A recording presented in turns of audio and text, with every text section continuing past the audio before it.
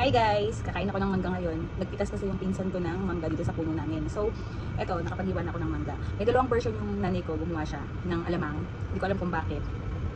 Parehas naman siyang alamang, pero parang magkaibang version. Kasi kinuha ko sa magkaibang nalagyan. So ngayon, titikman natin ngayon kung anong nasa nung alamang ni Mami.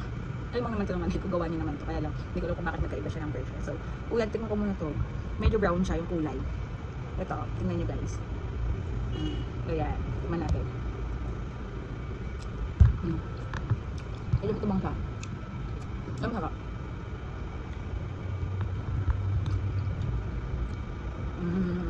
Para siyang fresh na alaman.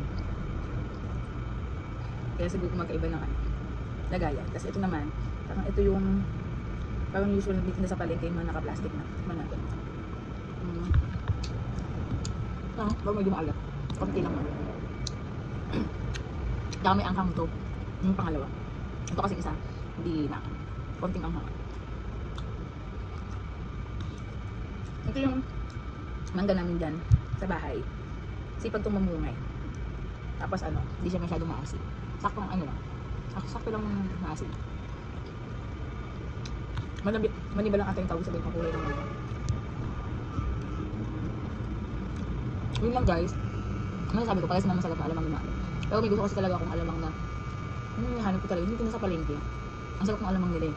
Yung mga titinda din ng mga mangga na basta kakaiba yung nasa nyo, masarap yung nasa palengke na nagtitinda ng mga mangga. Yung mga ganito din, yung mga nakaganito din, mga Indian, yung mga manggang kalabaw yun, masarap din.